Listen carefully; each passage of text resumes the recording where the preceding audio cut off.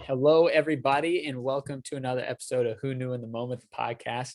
Today, I'm honored to have Wendi Russo with us, and she has a great story that are filled with a whole bunch of different moments, going from selling different products to actually selling Wendi herself in the pageant industry, and now running her own business. It's pretty exciting to see how things have adjusted for her. A couple of things that she stated that really stuck out to me that I'm sure we'll hear and be able to highlight throughout today's conversation is there's power in someone telling you you can do something. So that belief that if you can see something in someone else, you should share that with them. It could be the encouragement they need. And secondly, believing that you are where you are supposed to be, and there are things that have happened in the past that have led us to that moment. So Wendi, I'm excited to have you on today. Excited to learn more about your story.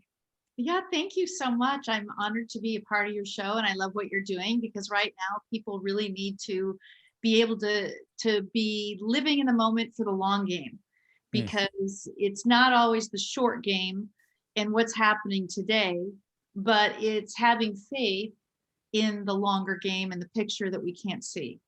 Yes, that is phenomenal. I told you she's going to have these wisdom bombs all day today. This is great. So, Wendi, to start it off, you may or may not have ever had the idea that you would go into a form of selling, but when you were in college, you decided to create t-shirts and start selling those. So, talk a little bit about how this entrepreneurial spirit kind of got started there.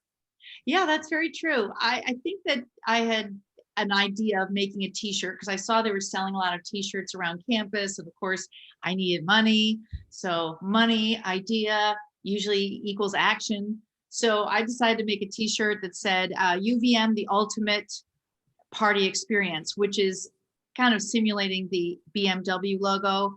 And I Yeah. did use the BMW logo with U and V and M in there, and I made a nice profit. I would go around to the sororities and fraternities and to the different dorm halls, as well as like Oktoberfest. I went to where they had crew, which is called Head of the Charles in Boston, and Yeah. I bought my t-shirts there. And I'll never forget, my cousin Rick said that he saw all these people like with these t-shirts, and he walked up and he saw this girl counting out wads of cash, and that was me.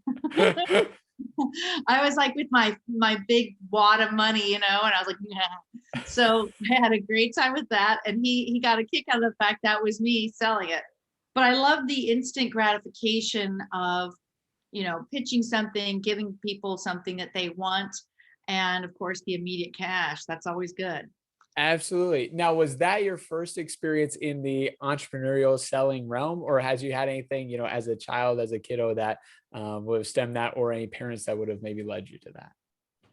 I would say the only thing I can think of is that for my mom's birthday in the 70s, I wanted to give my mom a birthday party. So apparently I went around to all the neighbors and I asked them to give me things.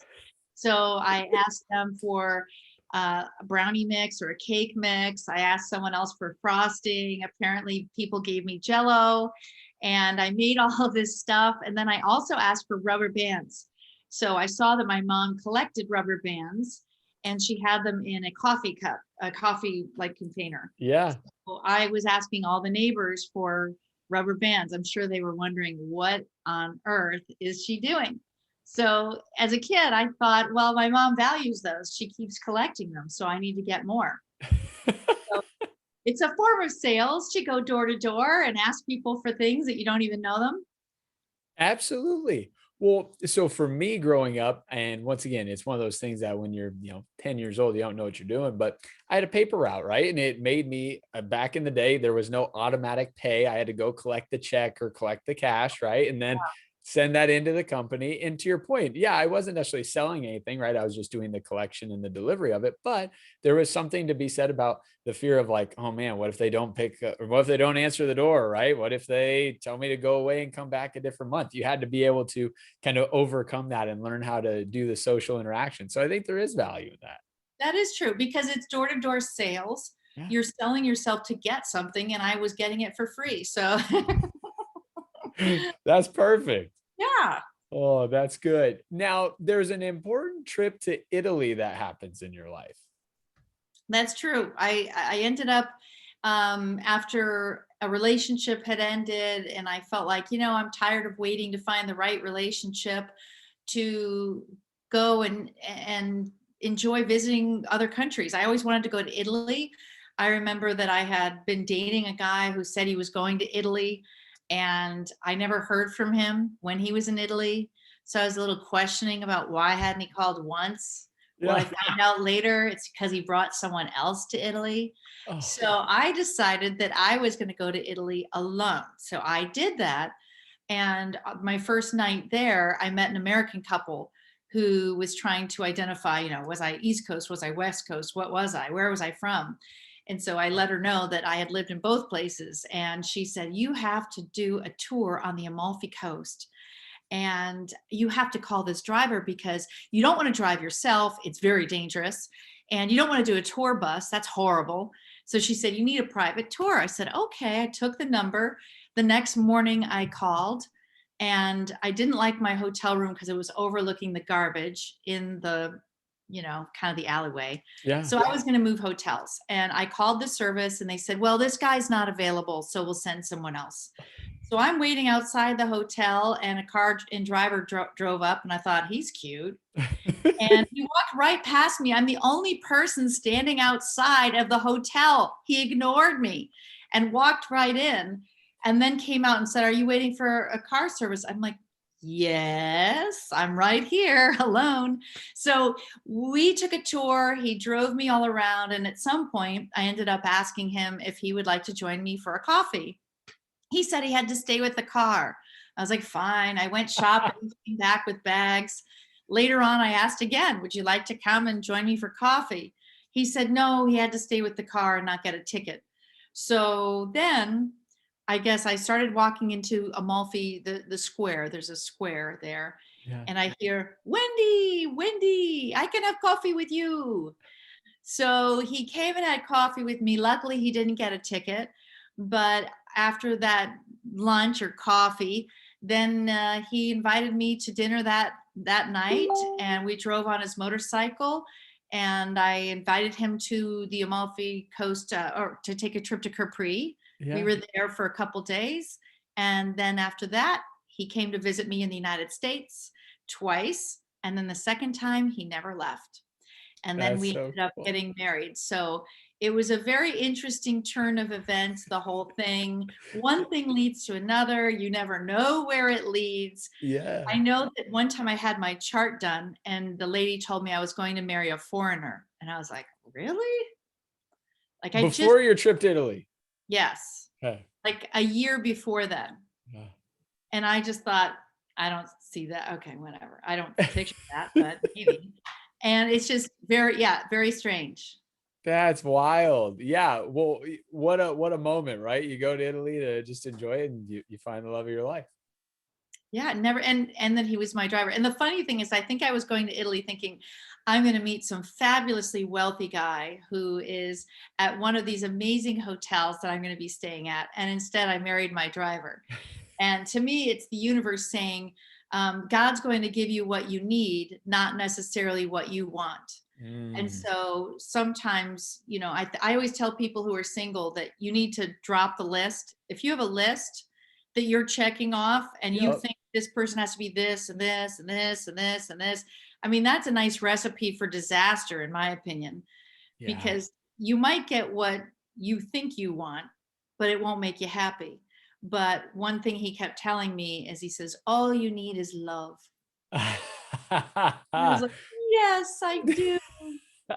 That's amazing. I love it. That's such a phenomenal story. That is great. Yeah, I do like that. Yes, you know what? God will give you what you need, not always what you think you want, right? Right. Yeah. Well, that's good. So we're back in the States, right? Life's going well. And you do a few different types of sales. You do pharmaceutical, fax machines, right? I mean, there's a lot of different things going in there. And so talk a little bit about, how you decided to join those industries and where that kind of led you. Well, Pitney Bowes was my very first job, and that was in fax machine sales, which nowadays People aren't using anymore, so maybe you don't know what that is. It was utilizing paper, and you could have the information transform up through the wires to the other end. It was pretty cool back then. It Yeah. was very innovative. And through that, I did that for a few years. And a girlfriend of mine who was also with Pitney Bowes, she went to go work for a pharmaceutical company. And she said, "You need to come over here.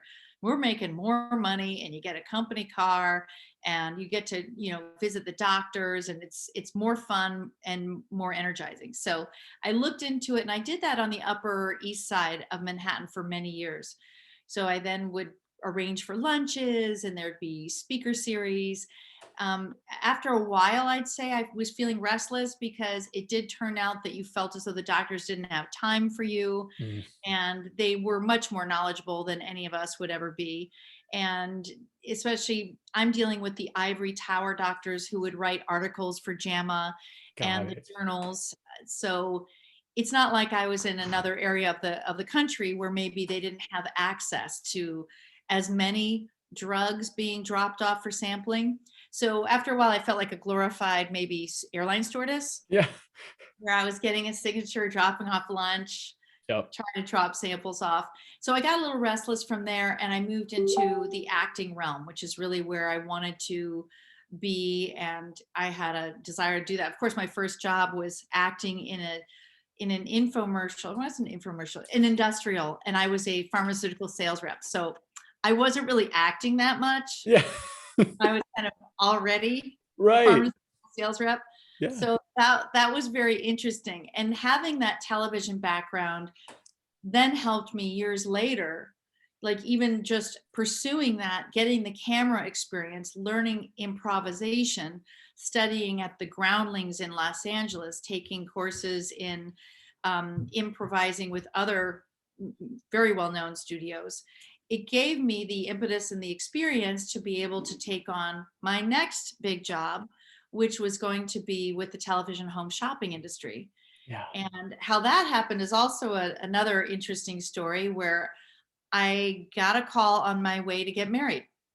So I'm heading up the stairs to town hall to get married, because we didn't have a lot of money. Yeah. So literally, we're having maybe 4 people at this wedding. Okay. It wasn't a shotgun, but it did feel like we were just saying, okay, we're just going to go get married now. Yeah. That's what we did. And as I'm heading up the stairs, my phone rings. I said, "My gosh, I didn't turn my phone off." It was an agent I had never heard of in my life. I don't recall how she would get my information. She was in Pennsylvania. I was in Beverly Hills. And she said, would you consider being a host for a TV home shopping network? Now, about a couple months earlier, my therapist or counselor, I don't know what you'd call her, she was like Yeah. the person who I'd go for group counseling. Yeah. And she said to me, "Well, what do you really want to do?" And I said, "I don't know. I'm really good at shopping. I don't know what to do with like that kind of a skill. That's not really a skill." She goes, "Well, you could be a personal shopper." And I was like, I don't know how I'm going to use that. And I need to know celebrities to do that. Well, this is where, again, you don't know, but that desire or that skill that I had from loving shopping, I was writing a book on where to shop for things in LA. Yeah. I had already outlined where do you go for great jeans? Where do you go for great jewelry? Where do you go for great shoes? Where do you go for resale? Where do you go for consignment? How about antiques? Like I was kind of compiling this for a book. And Yeah. then I just got this landed in my lap out of nowhere. So I did go and meet with the company, which was at the time Shop NBC. And within that company, they said, "Well, do you have a reel?" Well, it just so happens I had created a short, and it was a pitch project for E Entertainment. And I wanted to pitch a show called Inside LA, where Yeah. you'd learn where to shop, where to eat, where to go clubbing. And I'd give you the inside scoop on, where to go, who to see, what are the hot places to go. So I had already created this with my own money. I had already tried pitching it, and then guess what? They stole it, and they created something called Behind the Red Carpet. And then I edited it with a guy. So I had this, and it was right now going nowhere. Well, I Yeah. used that as my calling card. So it was my demo reel, which I handed to the Home Shopping Network, and they said, "We want you." So again, another thing that I thought was for one thing, but it Yeah. ended up being for another. And so it's not for naught. Right. Very often we take something on and we think it's a failure, and it's not a failure. So anything you do is not a failure. It's a failure for what you initially wanted it for, because that wasn't why you were creating it. You think it was for that, but it Mm. turns out to be something different. Yes. Rewind that 60 seconds. Listen back to that. That is great. So talk a little bit about that though, right? Because so how when you pitched the idea and it didn't go as planned, how did you handle that and then still have the resilience to move forward on something else, right? I think sometimes we hit this obstacle and we think, "Oh, crap, it didn't go the way I thought it should go. Now what?" So how do you kind of overcome that obstacle? I think that being an actress for many years, you really have to have that in you already. And then being in sales and knocking on doors and making calls also sets you up for like you're almost doing a reset. Yeah. So after each setback, you do a reset. And sometimes you need a longer reset than others. Yeah. And during COVID, I felt like I wanted to create an online pageant course, and I didn't. I felt like I was a failure. I didn't succeed. But what I Mm. did do is it started me down a path to write a book I wrote that's called The Winner's Way Workbook, which I realized that women want to learn how to win a pageant and they don't have a lot of money. So now I have them buy this for 75, and now I can sell more. And so it turned into something else. So sometimes we start off with an initiative and we need to just take from it what we can. So I have been able to garner a lot more publicity, and I've created my own Winner's Way Facebook page group that's more private, where people see my work and then they hire me. So there's many aspects to success, but don't ever look at a setback or an intention you had not coming true resulting in your mind as a failure, because Yes. it's like a date. You go on a date, just because he wasn't the one doesn't mean you're not going to find the one. It Yep. just means that maybe you need to regroup, reassess, and then give it another go in a different direction. You learn from every single quote failure. Yep. So every time it's like, I think of those Roombas that are going and they hit the wall and then Yeah. they have to spin, and then they go somewhere else, and then they hit the wall and they have to spin and then go somewhere else. So we have to get really good at recognizing that short-term failures or lacks of results does not mean long-term permanent failure. Yes. That's Because good. we really spend way too much time in the current moment and feeling sorry for ourselves. And hey, listen, I'm for one, if you want to have a fun little margarita and call it a day because it's been one of those days, I get it.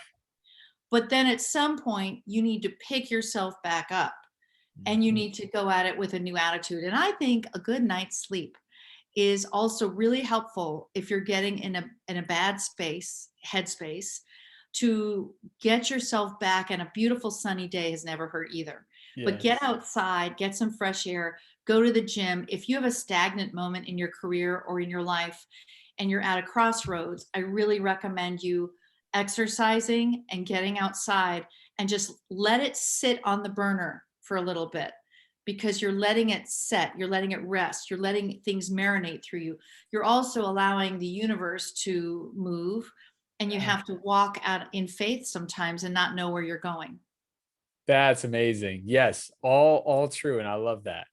So, as you're progressing in your career, and I love how the, TV show selling comes in. So you've kind of had every opportunity or different type of sales, right? Some was relationship based. And then obviously on TV, it's really hard to gain a relationship with the camera, right? I mean, maybe after you do it a while, you have people that write in and things like that, or you get to know folks, but you're not getting the opportunity to be one on one talking to the person, reading body language. So talk a little bit about the different types of sales that you've done and some of the differing skills you've had to develop to be successful in those different types. That's very true, because when you are in more of a one-on-one situation, you can feel out a little bit more of what's happening. Yeah. Although I think also you are trying to get the objections and trying to overcome them. You're reading the situation, you're reading body Mhm. language, you're listening to tone. There's a lot of elements to do closing that sale. Yeah. But what I did on TV, it is relational, believe it or not, because once they've seen me on multiple times and they've heard me talk, and they say it takes 7 impressions until someone will consider a purchase. So if they've heard me X number of times talk about clothing and they've thought I sounded like an expert, and they saw me and they thought maybe I know what I'm talking about, and if I address their concerns and I say what I think their objections are probably going to be on these items, and I do some kind of a quantity pressure along with a story of how great they're going to feel, that chances are, based on the price, it could potentially turn into a sale, right? So Mm. there's a little bit of a formula to it where I learned the rhythm of my customer. I learned what was going to be a trigger point for them. I learned that if I had 15 items in a show, not all 15 are going to sell at the same rate. Not only are 3 of them priced better, so it's pushing you towards those 3 items in the show, but also I'm going to continue to repeat about those items through the show, so that any viewer coming in at any moment is going to hear me talk about those 3 items. So I find that if you give them a choice, but you drive them to what you want them to purchase. Yeah. So that they feel they're making the choice, and maybe you are giving them choices in colors, but you're doing your quantity pressures. So they're feeling like yellow is going to sell out. Probably need to buy that first. So there's an ebb and a flow and a movement to the show. And then you have a producer who may or may not tell you the quantities of how things are going. You might hear in your ear, and I have had it happen where I had a producer tell me 0 sold. 0. Yeah. And because I would know before the show, I'd say, I think the prices are a little bit high. And then you go out with the show, you have to give it your best, even with Yeah. your own knowledge. Like, you have a feeling it's not going to be a good day, and then it isn't, but you really tried, because you kind of have to go in with that positive attitude. Right. Even if you have some personal opinions around it, you kind of have to push that away. So I always look at it as I can sell anything and find the good in anything. Yep. And you kind of, that's, as a salesperson, you need to do that, because people would ask me all the time, well, how do you sell something that you don't like? Yeah. You You need to, find something, right? You find something. there's always something in every product that's positive. That's good. That's the key. I love it. So now you have a fun ask a friend, or a friend asks you something fun to do, and she says, "Hey, I'm not able to attend this pageant, but I would like you to be my replacement judge." So talk a little bit about that and some of the thoughts that stem from getting this experience. It's funny. Yeah, I really never saw any pageants other than watching it on TV with Miss America or Miss USA. So I went in and filled in for Miss Minnesota USA, and I was really impressed with the women, how articulate they were, how accomplished they were, looking at their paperwork, different charities they were involved in. And I realized, wow, I got to step up my charity game. I'm not even doing anything. I had done Big Brothers Big Sisters before when I lived in LA, but in Minnesota I hadn't done anything yet. And I realized that these women have a lot more going for them than I had ever imagined. And I ended up picking a woman who was going to Harvard, and she was, oh gosh, was she no, she wasn't the first, but she was one of the few that we had chosen as African American in the state for the title. And I just thought, wow, she was such a ray of sunshine, and she was, to me, a leader and would be an amazing role model for girls in our state, to be able to see someone like them in that role. And so, we chose her, and it was exciting to be a part of it. And then I opened the program book, and there was a Mrs. And I was like, a Mrs. system, I wonder. So I called up and I said, how old do you need to be for the Mrs. thing? And she said, oh, up to 50. And I said, okay. And I had just had a daughter, a little girl. So I just said, I'm going to wait till I get in some shape here before I do it. But I did see it on TV, and I thought, I think I could do that. And that's what was the impetus to get me to actually get on stage and do a pageant. So talking a little bit about that, there's a lot that goes into pageantry. And like yourself, I've learned over time some of these things. But talk a little bit about some of the maybe misperceptions of things that it takes to be able to win at a pageant. Yeah, a lot of people think that it's all looks based, but it's not. Yeah. Yes, you need to be, attractive. But honestly, I've had clients who maybe most people wouldn't notice on the street win pageants because it's all how you package yourself, because you're marketing yourself as a title holder. You have a charity that you're affiliated with and action that you're taking in the community related to that. You have an interview where you need to articulate what it is that you want to accomplish with the title and answer any questions spur of the moment that are more personal. It's a job, but it's not a typical job interview, right? Yeah. So it's going to be more personal. I'm sure that no one in the work world would ever ask me such personal questions, but in the interview room, it's fair game. Yeah. And then you need to be able to present yourself with poise and grace, and also, I think, style on stage, because it's uncomfortable to watch someone just walk across the stage, stand there, walk across the stage, stand there. There's a lot more finesse that goes into it. So you do need to learn the techniques and strategies. It's a performance. I do find that dancers are very good on stage. They know how to move, but if you're not a dancer like me, I was never a dancer. I really had to learn that because I was used to just standing there and talking. Talking was my thing.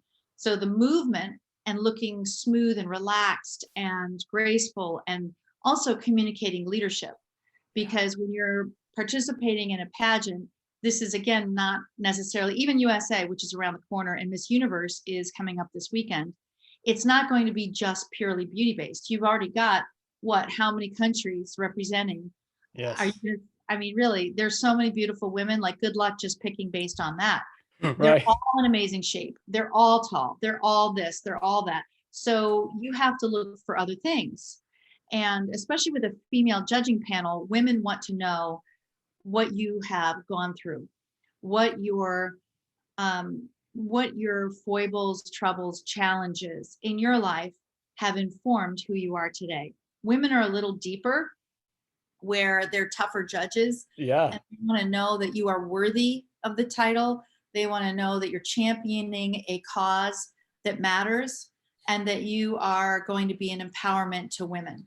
So Yes. all that mixed together is a lot of work in many areas of ourselves, from our confidence to how we Yeah. carry ourselves, to how we articulate, to how concise we are, to selling yourself in the interview room, and to dressing and looking the part. So I feel like dressing and looking the part, yes, that's a part of it, but it's not the whole thing. Absolutely. Now, we wish we would have known this going into our first competition, right? You wish you would have known all of Oh, that. nobody told me anything. Oh yeah, I had no idea, no clue. Yes, that is a big thing, is coming into a pageant thinking, well, I just walk and stand there. How hard can it be? Yeah. You don't realize all the elements. So that's where I started mentoring and coaching winners. I've had 6 Mrs. Minnesotas. I've had 3 Mrs. Wisconsins. I've had 3 Mrs. Iowas, 3 Mrs. Virginias, Mississippi. I mean, you name it. I've worked in many, many, many states, and that's just in one system. There's many different pageants, from little girl all the way up to senior. I coach the current senior USA winner as well. That's awesome.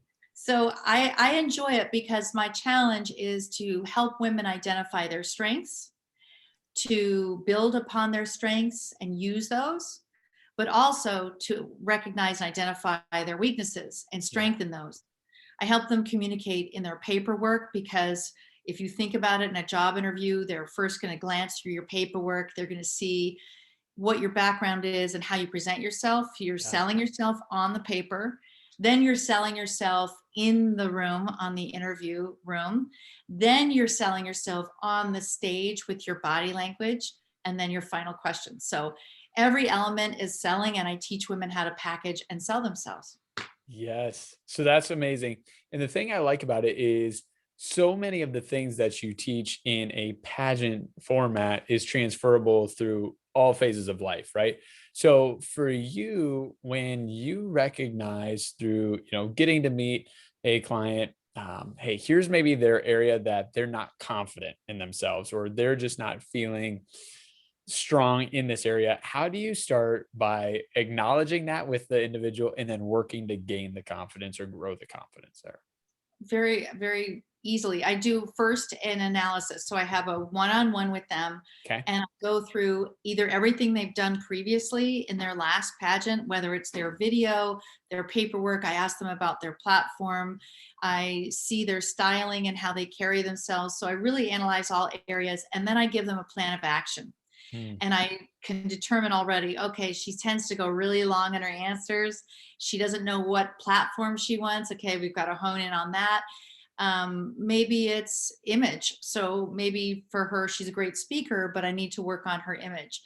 So each one, I give them an action plan of what they need to do. And then the next time we get together, we keep knocking on things off and keep working towards the ultimate goal so that I always look at it like landing a plane.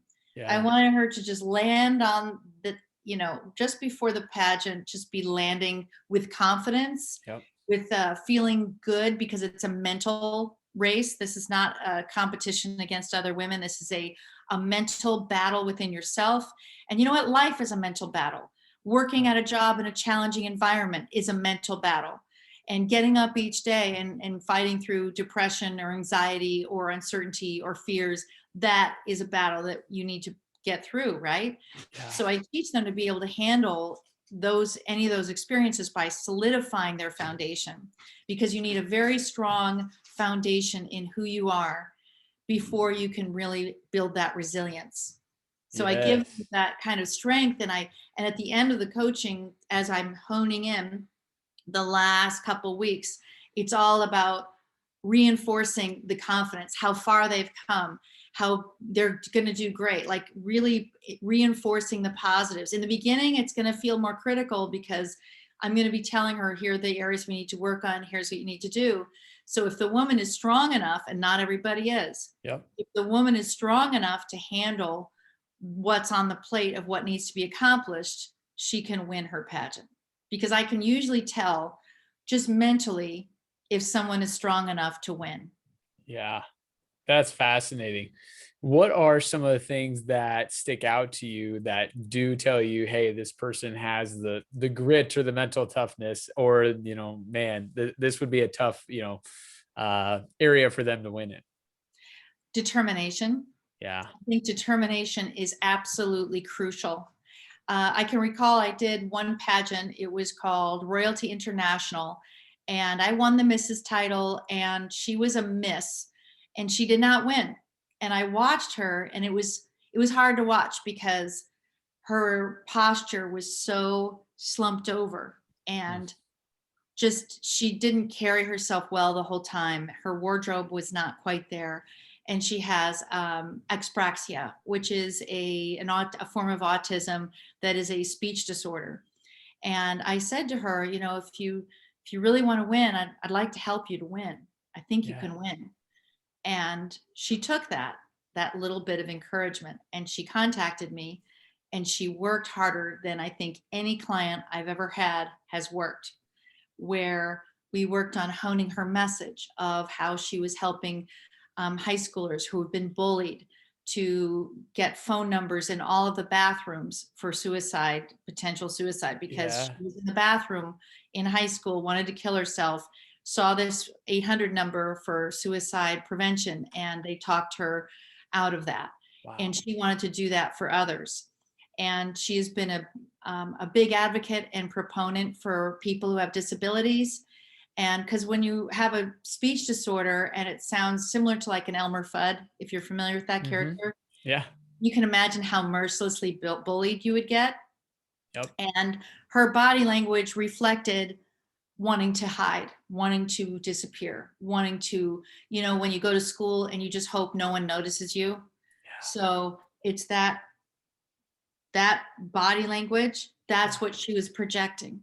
So I built her confidence by continuing to tell her and praise her on all the great things she's doing, and to keep telling her, you can win, you're doing amazing, and keep pushing and helping her with her posture. All right, a little taller, there you go, that's tall, that's good, to the point where she got out of that and she was able to stand up straight and be confident.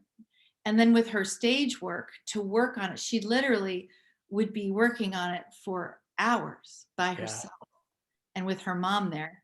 And so the day of the pageant, I come downstairs at 6 in the morning to get my makeup done, and I see some girl is in the hall practicing the routine. And I'm thinking to myself, who is this at 6 in the morning? And it was her. She was there and she goes, I've been here for an hour. I was like, oh my gosh. I go, you're winning this. Like, there was just Yeah. no stopping her. Energetically, she was going. And she, believe me when I say it's against all odds that she's coming in it to just really between the eyes, not a sympathy vote, but a true 100% win. And she not only won fun fashion, her modeling was spot on. Gown, she had the highest score. Her interview, she had the highest score. She won volunteer hours. I mean, she basically swept the pageant. And when she won, she fell to the ground because she was just, you know, when they call it overshooting the mark, when you have a dream of this and you work so hard that you go much further than the dream. Yeah. That's why they, you know, sometimes they'll say shoot for the moon, you'll land in the stars. I feel like, yeah, there you go.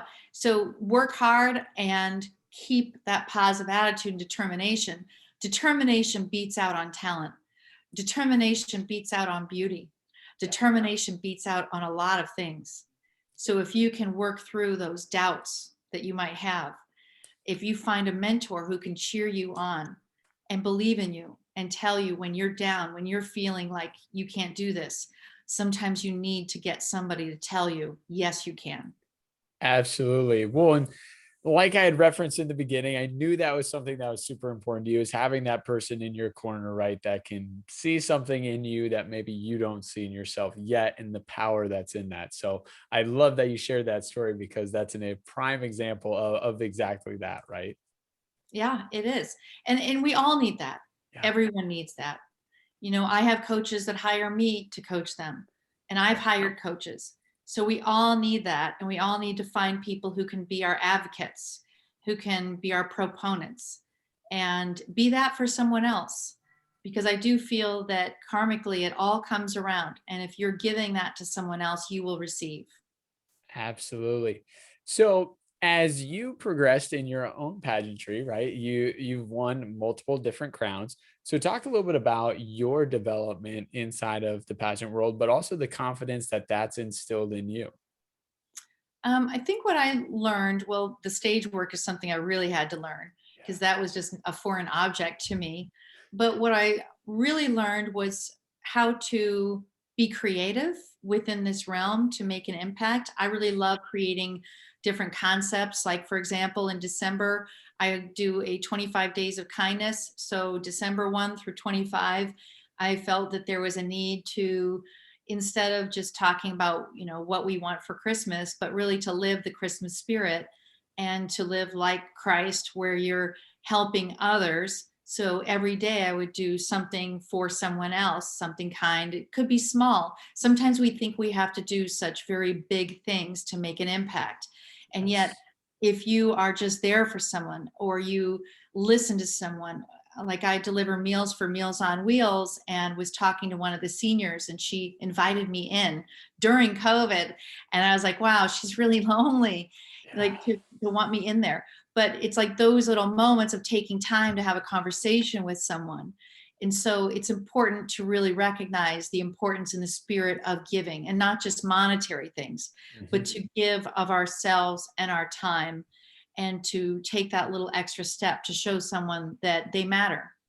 That's So being great. creative, creating that 25 days of kindness then became a little impetus for my work, because at Shop HQ, they were trying to figure out how can we do a more positive impact in our community? How can we do a nice little action of PR so our customers will like us more? And I said, well, why don't we do 5 days of kindness? I didn't think they could handle 25. I said, how about 5 days of kindness? They were good with that.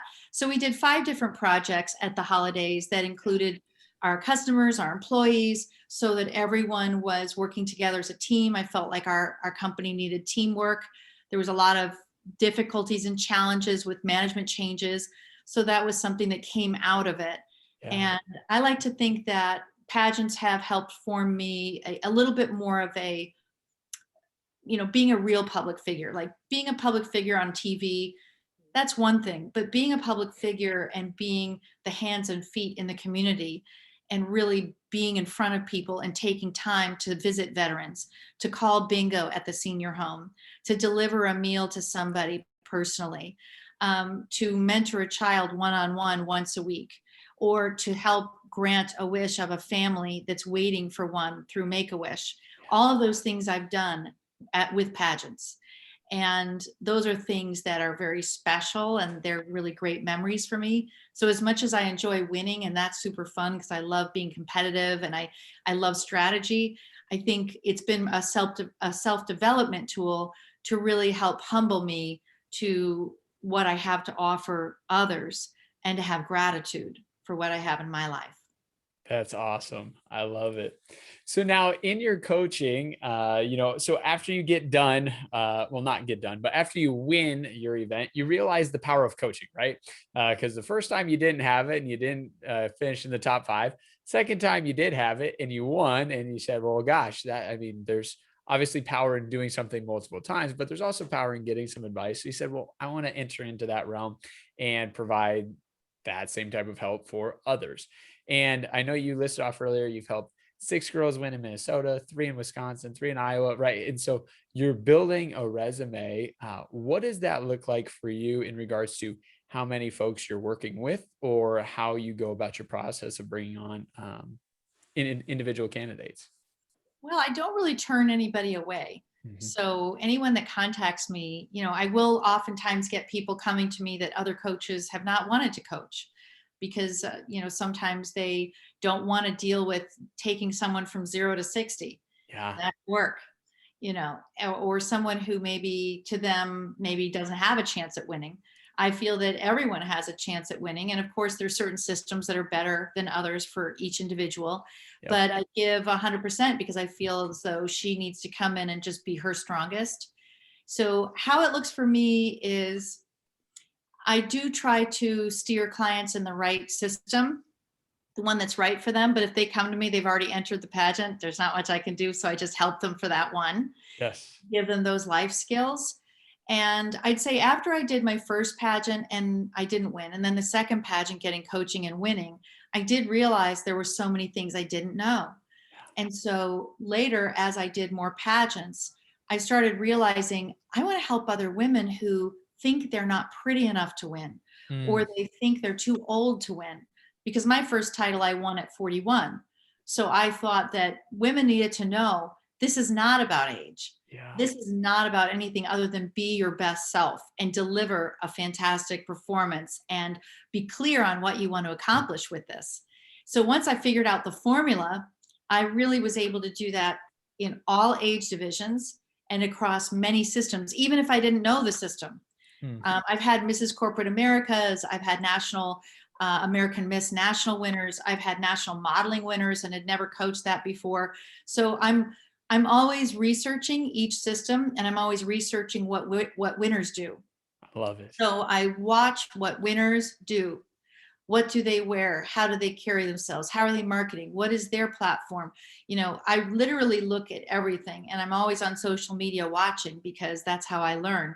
And then I will even do the steps out. If I see someone's doing a certain turn, I'll do it till I learn it and it's fluid. And then I can teach it to a client. Yeah, that's good. And I think something that's super important that I'd love to just highlight on what you're saying is you're talking about coaching, and it's finding that drive. It's, finding that determination factor in somebody, and then letting them see the fact that they can do it, and then helping them harness that energy to accomplish it. So many people just don't have that person that can help them either see that they're trying to accomplish, or give them the way to harness that determination and get to the goal. And it sounds like you have figured out a way to do such things. Yeah, I have fun with it. I've also worked with Dress for Success, helping those women to interview well and Yeah. to really sell themselves in that interview room, because so many times people have great accomplishments. They just don't know how to tell their story. And it's so important to be able to tell your story in a compelling way, and also concisely, quickly, because an interview isn't always that long. You don't have a lot of, answers Yeah. that you can give. So be smart with all of those. But I love helping people finding that key to unlock the door of success for them. That's awesome. Well, Wendy, as I promised everybody, you have a very interesting and fascinating story of how you went from here to there. And I think the cool thing is you just see how it all layers up, right? Doing the sales part, but having the enjoyment for acting and shopping, and then bringing those together, and then all the things you're doing in the pageantry world. So I want to thank you for being on today and all the great things you're doing and the lives you're changing in the pageant coaching that you get to do, and the domino effect that that will have for years to come. Thank you so much, Bill. Thank you so much for having me.